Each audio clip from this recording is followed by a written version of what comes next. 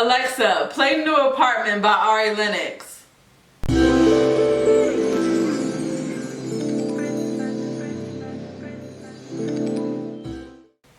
Wow. God is so good, and although you knew that, let me tell you how. So this video is a little different. God takes us through things, and we go through things, not just for ourselves, for other people. And I realized that a lot of people didn't really know this story, and not that people need to know, but it was on my heart to share, and I'm gonna be obedient, and I'm gonna do so because, again, I don't know who else this is for, but I know that it wasn't just for me. So let's go through a timeline of things.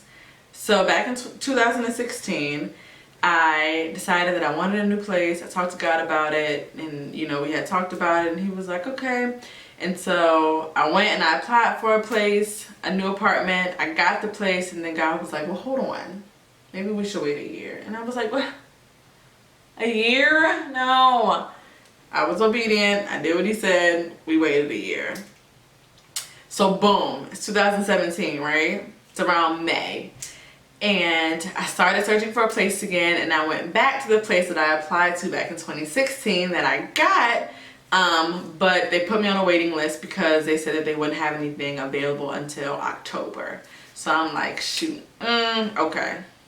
So I'm bummed out about it, and I just keep looking for places that are in my budget and in the school zone that, I really desire for my son, because, when you got kids, you can't just think about, it ain't just where you live, and it's about the schools and everything too. So I kept trying to find a place, and it was just becoming more and more difficult. I could not find anything in a right school zone that was also in the budget that I was looking for. And at the time, I was living with my mom, so she just reassured me, like, okay, go out there and look, and then, you can just stay with me, or, whatever the situation is. If you want to go out for a little bit and then come back, you have a place to come home to, like, you're fine. She reassures me everything's okay. And I'm like, I know I don't have to rush, but like nothing is working out. So a few weeks go by, I'm still looking for the place, and I'm like, God, I need clarification. I need help. You're not saying nothing, and I need some help because I can't find anything. So I took a step back, and I was like, well, God, let me ask you, when would you like for me to move? And he said August. And I said, what? It's like May, June now. August? I'm like, no, that doesn't work for me. I prefer to move in October. That way, I can get the place I want, and then that way Damaris can go to the same school he's going to now that I love. It's in the right district. So, I'll ask you again, when would you like for me to move?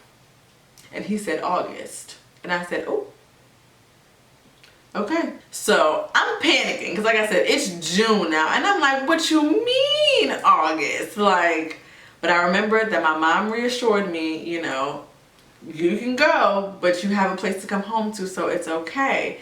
So I was like, whatever. I have a backup plan, so cool. So it's now the end of June. It's the end of June, y'all. And God told me to call that apartment place that I was once accepted to, that I really, really wanted to move into. And he told me to call them. And I'm like, why? I just called them. They just said they won't have anything until October.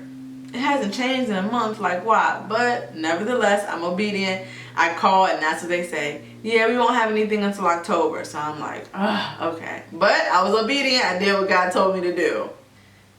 Later on that same day, I get a call from my mom, and she told me that the place that we were living at was hiking up the rent, and she was like, so we all need to be out of this apartment by August. Huh? I'm sorry.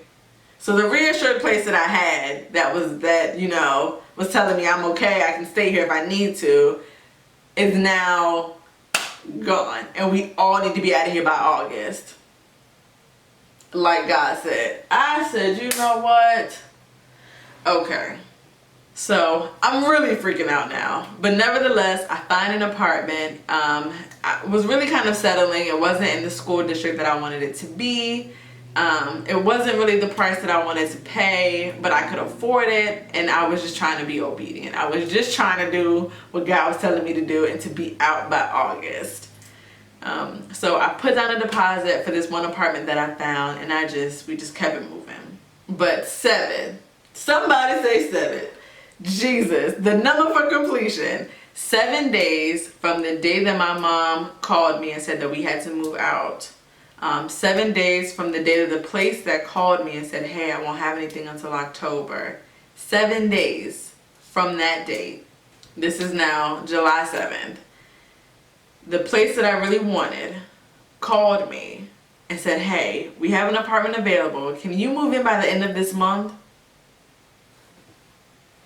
Inserts praise break.